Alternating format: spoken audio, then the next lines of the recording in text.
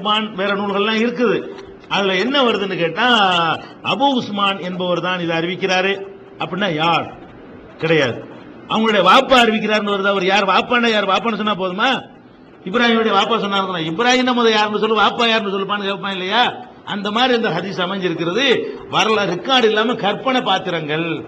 Record இல்லைக்கு அர்த்தம் என்னன்னு கேட்டா, இப்படி ஒரு ஆள் உலகத்துல வாழல, சும்மாச்சும் ஒருத்தன் பொய் சொல்றதுக்காக வேண்டி இப்ராஹிம் சொன்னார், இப்ராஹிமுக்கு அவங்க வாப்பா சொன்னாருன்னு சொல்லிவிட்டான்.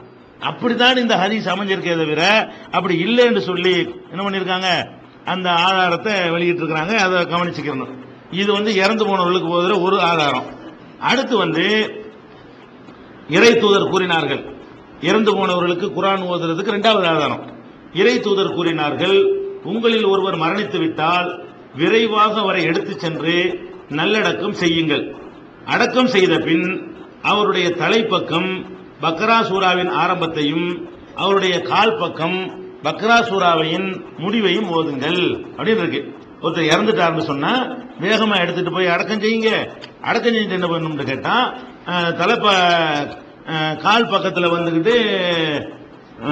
பக்ரா சூராவுடைய கடைசி தலைக்கு ஆரம்பம் கரெக்டா அமைச்சிருக்கிறாங்க. ஆரம்பத்துக்கு தலை, முடிவுக்கு கால்னு முடியாது. பக்ரா சூரா எடுத்துக்கணுமா, ஆரம்பத்தை தலையில ஓதிவிட்டு கடைசியை என்ன செய்யணும், கால் மாட்டில் உட்காந்து ஓதுங்க அப்படின்னு போட்டு இப்னு உமர்னு போட்டாங்க. இதுல என்னன்னு கேட்டா, இது இருக்கிறது எங்க இருக்குது, நூலை அவங்க போடல. அறிவிப்பவர் இப்னு உமர்னு போட்டாங்க, புக்கு போட காணாம். இப்னு உமர் சொன்னா எந்த புக்கில் போய் தேடுறது, இன்னும் தேடி எடுத்துடும் கஷ்டப்பட்டு.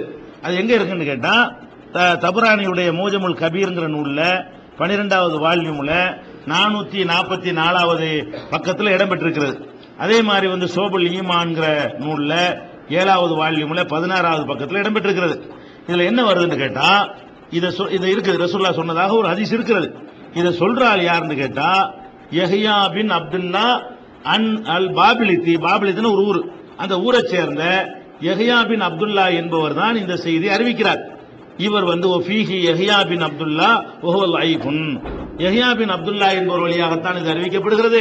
அவர் ஏற்றுக்கொள்ளத்தக்க ஆள் கிடையாது, பலவீனமான ஆளு அப்படின்னு அறிஞர்கள்லாம் முடிவு செஞ்சிருக்காங்க. குறிப்பா ஹாஃபிஸ் ஸஹபி அவர்கள் மஜ்மூ ஸவாயித் என்ற நூலை இந்த ஹதீஸை எடுத்து எழுதிட்டு இது சரியில்லாத ஹதீஸ்னு சொல்றாங்க.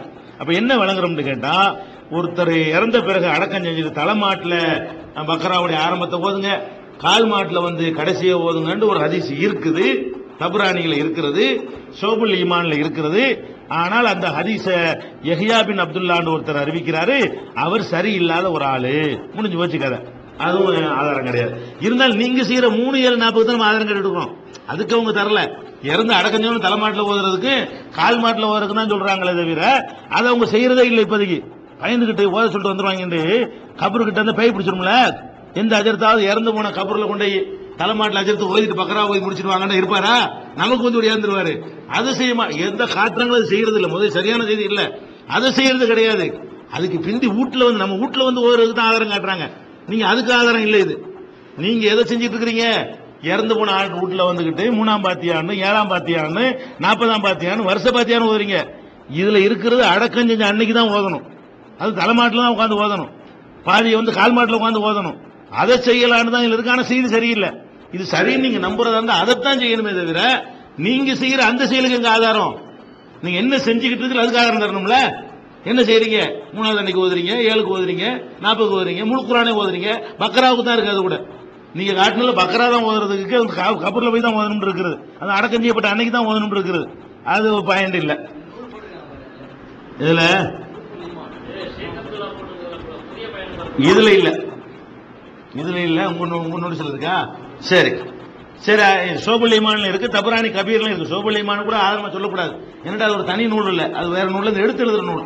தபரானியுடைய கபீரை தான் சொல்லணும். சரியா? அடுத்து இது பாருங்க, இது பார்த்து நீங்க சிரிப்பீங்க. 3வது இறை தூதர் கூறினார்கள், ஒருவர் குர்ஆனை ஓதி அதன் வழி நடந்தால் அவருடைய பெற்றோருக்கு ஒளிமயமான கிரீடம் அமைக்கப்படும், அணிவிக்கப்படும். இது என்ன இருக்குது?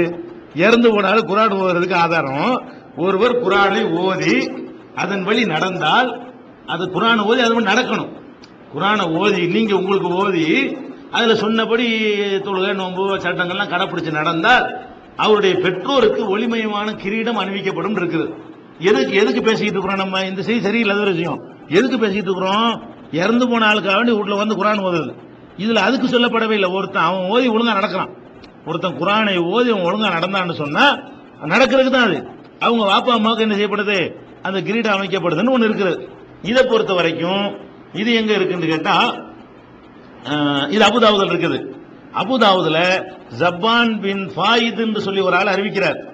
இவர் முன்கருள் ஹதீஸ், முன்கருள் ஹதீஸ் சொன்னா ஆதாரப்பூர்வமான ஹதீஸுக்கு மாத்தமாவே அறிவிப்பார். சரியான ஹதீஸ் ஒன்று இருக்குன்னு வைங்களேன், அதுக்கு ஏற்குமாறு அறிவிப்பார். அதான் முன்கருள் ஹதீஸ். இவர் அப்படி செஞ்சிருக்கிற ஏன்னு கேளுங்களேன், ஒருத்தனுடைய நன்மையில இன்னொருத்தனுக்கு பங்கு வராது. இவர் ஓதி இவர் அமல் செஞ்சு அவருக்கு ஏன் கிடைக்கணுங்கிறான். இவர் ஓதி இவர் அமல் செஞ்சாருன்னு சொன்னா, இவர் சாலியான குழந்தையை பெற்றுட்டு போனா வளர்த்துட்டு போனா அது கிடைக்கும், அது தனியா இருக்கிறது. அப்ப இது அவங்களுக்காக வேண்டிய ஒரு இதை வந்து எல்லாம் வந்து கிரீடத்தை போடுவான் அப்படிங்கிறது ஏற்புடையதா இல்ல. சரின்னு வச்சுக்கிட்டாலும் எடுத்துக்கொண்ட பாயிண்ட்டுக்கு ஏதாவது இருக்குதா? எதுக்கு கேட்கிறோம்? இறந்து போன ஆட்களுக்காக குரான் ஓதுவது, அவ்வளவுதான் இங்க இருக்கிறது. இதுல அவன் ஓதி அவன் வாழ்க்கையில கடைப்பிடிக்கிறான், அதுவும் நின்று போயிருது. அடுத்து என்ன போடுறாங்கன்னு கேட்டா, கபருக்கரிகள். இனிமே உள்ளதுக்கெல்லாம் நான் பதிலே சொல்ல வேண்டியதில்லை, வாட்சி விட்டு பண்ணாலும் உங்களுக்கு விளங்கிடும். ஏன்னாட்டா இதெல்லாம் அவர் சொன்னார் இவர் சொன்னார், நமக்கு எது மார்க்கம்? குரான் ஹதீஸ். இனிமே சொல்றது பூரா என்ன வரும்னு கேட்டா, கபருக்கரிகள் குரானில் சிலதை ஓதுவது விரும்பத்தக்கதாகும், குரான் முழுவதையும் ஓதுவது மிக ஏற்றமானதாகும். இமாம் ஷாஃபி நூல் அல்ல அதுக்காரன்னு போட்டிருக்கிறாங்க. இது நமக்கு தேவையில்லை. அப்படி இருந்தா கூட இந்த ஆளுக்கு கபூர்ல வருது இல்லை, அஜர்த்து 3ஆம் பாத்தியை கபருக்கு அனுப்பிடணும். இந்த ஆளுக்கு என்ன செய்ய, ராத்திரி 1 மணிக்கு 3ஆம் பாத்தியை ஓத வேண்டியிருக்கு, கபூர்ல போய் ஓதுன்னு அனுப்பிட்டா என்ன அங்க இருக்குது?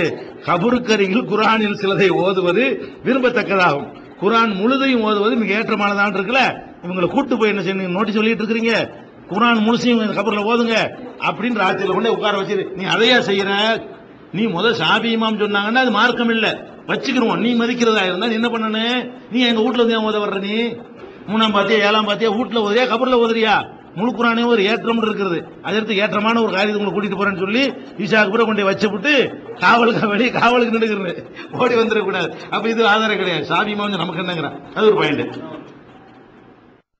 அடுத்து பாருங்க, நீங்கள் மன்னரைக்கு சென்றால் அல்ஹம்து சூராவை இன்னும் குல்ஹுவல்லாஹ் அஹது சூரா அஹது குல் அவுது ரப்பில் ஃபலக் குல் அவுது ரப்பின் நாஸ் ஆகிய சூறாக்களை ஓதுங்கள், அவற்றின் நன்மைகள் மன்னரை வாசிகளுக்கு நிச்சயம் போய் சேருகிறது. யார் ரசூலுல்லாஹ் சொன்னா ஓகே. யாரு சொன்னவர்? இமாம் அஹ்மது இப்னு ஹம்பல் நூல் முக்னி. அவர் சொன்னார், அவர் பேர்ல இட்டு கட்டிருக்கிறாங்க. நம்ம அதுக்கெல்லாம் சனதெல்லாம் கிடையாது. அஹ்மது இப்னு ஹம்பல் ஷாஃபி இமாம் ஹனபி இமாம் பேர்ல பொய்களை இட்டு கட்டிருக்கிறாங்க.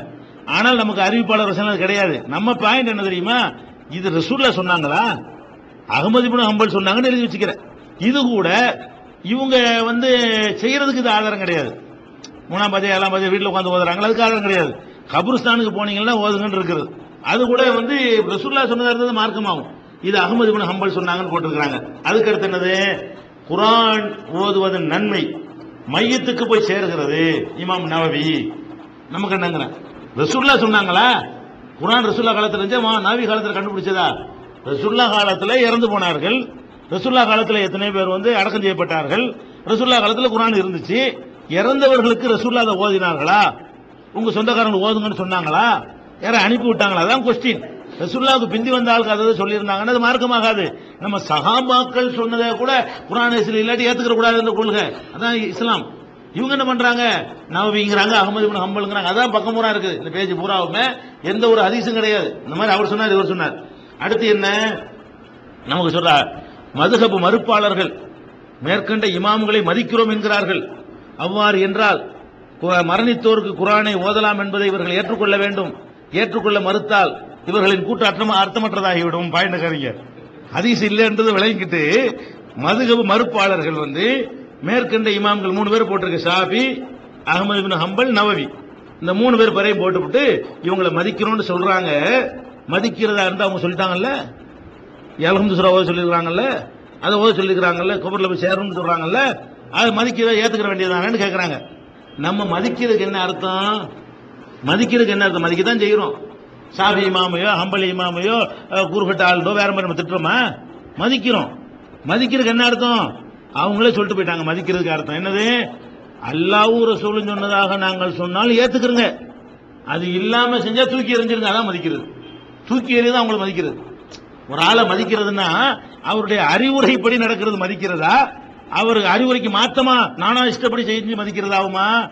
ஹம்பலி இமாம் சொன்ன என்ன சொன்னாங்க? ஷாபியை பின்பற்றாத லாத்துக்கொள்ளி ஷாபியை பின்பற்றாத உலா மாலிக்கை பின்பற்றாத உலல் அவுசாயை பின்பற்றாத உலல் தௌரியை பின்பற்றாத ஹுதுமின் ஹைது அகது. அவங்க எல்லாம் எப்படி வழி நடந்தாரோ அப்படி நடந்துட்டு போ. அவங்க எப்படி ஆதாரத்தை தேடி கண்டுபிடிச்சாங்க அப்படி கண்டுபிடிச்சிட்டு போட்டாங்க. அதனால நம்ம இவங்களெல்லாம் பின்பற்ற வேண்டிய அவசியமே கிடையாது. அவங்களும் அதுதான் போயிச்சாங்க. இதெல்லாம் அவங்க பேர்ல இட்டு கட்டப்பட்ட செய்தியா இருக்கும். அல்ல அவங்க புரிந்து கொள்வதில் தப்பு செஞ்சிருப்பார்கள். சகாபாக்கள் தப்பு செய்யற மாதிரி நாங்க செய்யற மாதிரி நீங்க செய்யற மாதிரி மனிதன்கிறத காட்டுறதுக்காக வேண்டி எவ்வளவு பெரிய மேதையிட்டையும் எல்லாம் தப்பு வர வைப்பான். ரப்புக்கு தான் தப்பு வராதுன்னு காட்டுறதுக்காக வேண்டி, இறைவனை தவிர யாரும் தப்புக்கு அப்பாற்பட்ட ஒரு ஆள் கிடையாதுங்கிறதுக்காக வேண்டி அல்லாஹ் தப்புகளை வர வைப்பான். நம்ம என்ன பார்க்கணும்? இது ஏன் ரசூலுல்லாவுக்கு தெரியல? இப்ப இந்த அல்ஹம்து சூரா ரசூலுல்லா பிந்தி வந்ததா? நீங்க சொல்ற அல்ஹம்து சூரா பழக்கு நாசெல்லாம் ரசூலுல்லாஹ் காலத்துல இருந்துச்சா இல்லையா? அதையும் ஓதல ரசூலுல்லாஹ். ஏன் மனைவி ஹதீஜாவுக்கு ஓதல? ஏன் வேற ஹம்சாவுக்கு ஓதல? மகன் இறந்ததுக்கு இப்ராஹிமுக்கு ஏன் ஓதல? அப்படி எவ்வளவு விஷயங்களுக்கு அவங்களுடைய மகள் இறந்திருக்காங்க, 2 மகள் இறந்தாங்களே, அதுக்கு ஏன் ஓதல? அப்ப ரசூல் ஸல்லல்லாஹு அலைஹி வஸல்லம் ஓதலைங்கிறதுல முடிஞ்சு வச்சுக்காத. ரசூலுல்லாஹ்வுக்கு தெரியாத ஒன்றை இவர்கள் சொல்லிக் கொடுக்கிற மாதிரி வறுமையானால் அதை நம்ம ஏத்துக்கிற மாட்டோம். இமாம்களை மதிக்கிற லட்சணம் அப்படித்தான் மதிக்க வேண்டிய முறை. அடுத்து தராவி தொழுகைக்கு வந்துட்டாங்க. தராவி தொழுகை என்ன? 7வது பாயிண்ட். இறை தூதர் அவர்கள் ரமலான் மாதத்தில் 20 ரக்காத்துகளையும் வித்திரையும் தொழக்கூடியவர்களாக இருந்தார்கள். அறிவிப்பாளர் இப்னு அப்பாஸ், நூல் பைஹகி, தபரானி அப்படி போட்டாங்க. அது ரசூல் ஸல்லல்லாஹு அலைஹி வஸல்லம் அவங்க வந்து இது பண்ணிட்டாங்க. பைஹகில தான் இருக்குங்கறாங்க. பைஹகில என்ன வருதுன்னு கேட்டா, கான நபி ஸல்லல்லாஹு அலைஹி வஸல்லம் யுஸல்லி ஃபீ ஷஹ்ரி ரமலான் ஜமாஅத்தன். ரசூல் ஸல்லல்லாஹு அலைஹி வஸல்லம் அவர்கள் ரமலான் மாசத்திலே ஜமாத்தாக பி 20 ரக்காத்தன் 20 ரக்காத் தொழுவார்கள். ஒல் வித்திரையும் தொழுவார்கள் அப்படின்னு சொல்லிட்டு பாதி மறைச்சிட்டாங்க. அது வரைக்கும் போட்டாங்க. அப்புறம் இப்ப பைஹகி சொல்றாரு, தஃபர்ரத பிஹி, இதை தனித்து அறிவிக்கிறார், அவர் யாருமே சொல்லவில்லை. அபூ ஷைபா இப்ராஹிம் இப்னு உஸ்மான் அல் அபசி அல் கூஃபி, கூஃபாவை சேர்ந்த இப்ராஹிம், உஸ்மானுடைய மகன் இப்ராஹிம் என்பவர், அபூ ஷைபா என்ற பட்டம் பெற்றவர், லைஃபுன், பலவீனமான ஆளு, இவருடைய சொல்ல ஏத்துக்கிற கூடாது. எந்த கிதாபுக்கு அவரே சொல்றாரு. பைஹகின்னு போட்டிருக்காங்கல்ல, பைஹகில் அவரே என்ன சொல்றாருன்னு கேட்டா, இந்த ஆளு அபூ ஷைபா இப்ராஹிம் பின் உஸ்மான் ஒரு ஆள் வர்றாரு, அவர் கூஃபாக்காரரு, அவரை வந்து ஏத்துக்கிற கூடாது அப்படின்னு சொல்லி தெளிவாக நினைச்சிருக்கிறாங்க. அவரை சரியில்லாத அண்ணு போட்டாங்க. இது போக இவங்களெல்லாம் ஒரு பெரிய ஆள் ஒருத்தர் புத்தகம் போட்டிருக்காரு. யாரு? நிஜாமுதீன் பொர்சவாக்கம் இமாம், ஜமாஅத்துல் உலமாவுடைய பொதுச் செயலாளர். இவங்க சும்மா செல்லுண்டீர்கள் மாணவரை நீ நம்ம மதரசான்னு போட்டிருக்கிறாங்க. அவர் யாரு? இந்த மொத்த ஜமாஅத்துல் உலமாவுக்கு ஜெனரல் செக்ரட்டரி. அவர் தராவி 20 ரக்காத்துலான்னு புத்தகம் போட்டாரு. இந்த ஹதீஸ் அவர் எழுதிட்டு இது பொய்ன்னு எழுதிவிட்டாரு. இவங்களுக்கு நம்ம பதில் சொல்ல வேண்டியதில்லை. இவங்க போட்டுக்கிற இந்த ஹதீஸ் அவர் எழுதிட்டு ரசூலுல்லாஹ் 20 ரக்காத் தொழுதார்கள், அப்புறம் வித்ரும் தொழுதார்கள் இருக்குல்ல, அந்த ஹதீஸை யார் போடுறா? தராவி 20 ரக்காத்துகளாங்கிற புஸ்தகத்துல நிஜாமுதீன் மன்பையை எழுதிட்டு கீழே இது ஏற்கத்தக்க செய்தி இல்ல, ரசூலுல்லாஹ் தொழுதா அவர் எந்த செய்தியும் சரியானது இல்ல அப்படின்னு குறிப்பிட்டாரு. அப்ப அவங்களே ஏத்துக்கொண்ட ஒரு அறிஞர் வந்து இது சரியான செய்தி இல்லைங்கிறாரு. அதுக்கு மேல ஒரு ஆதாரம் வேண்டியதே இல்லை. பொய்யின் விளங்கிட்டு வேணும்னு செஞ்சிருக்கிறாங்க. அடுத்து என்ன? அலி ரலியல்லாஹு அன்ஹு அவர்கள் ரமலானில் காரிகளை ஒன்று கூட்டி அவர்களில் ஒருவரை ஜனங்களுக்கு மத்தியில் 20 ரக்காத் தொழ வைக்குமாறு ஏவினார்கள். பிறகு அலி ரலியல்லாஹு அன்ஹு அவர்கள் வித்ர் தொழுகை நடத்துவார்கள். அறிவிப்பாளர் அப்துர் ரஹ்மான் சுலுமியு வெளி நூல் பைஹகி. அது அலி ரலியல்லாஹு அன்ஹு என்ன செஞ்சிருக்கிறாங்கன்னு கேட்டா, ஒரு ஆளை 20 ரக்காத்துக்கு வந்து உத்தரவு போட்டுட்டு அதை வந்து அவங்க போய் வித்ர் தொழுதாங்கன்னு வருது. இது எங்க இருக்கு? பைஹகில இருக்குது. பைஹகில என்ன இருக்குன்னு கேட்டா, இதுல வந்து ஹம்மாத் இப்னு ஷுஐப் என்பவர் சொல்றார். இந்த ஹம்மாத் இப்னு ஷுஐப் என்பவர் வந்து பலவீனமானவர்னு சொல்லி ஸஹபி அவர்களும் இப்னு முயின் அவர்களும் யஹ்யா அவங்க என்ன சொல்றாங்கன்னா, லா யுக்தபு ஹதீஸு, இவர் ஹதீஸை எழுதவே கூடாதுங்கறாங்க. வ காலல் புகாரி ஃபீஹி நல்ருன், புகாரி இமாம் சொல்றாங்க இவர் ஆட்சேபனைக்கு உரியவர். வ காலன் நஸை லைஃபுன், இவர் நஸை இமாம் சொல்றாங்க இவர் ஏற்றுக்கொள்ளத்தக்க ஆள் கிடையாது. இப்படி ஏராளமான அறிஞர்கள் வந்து இவர் பலவீனமான ஆள் சொன்னதாக அதே பைஹகியில அந்த அறிவிப்புக்கு கீழேயே 2வது வால்யூம்ல 496வது பக்கத்துல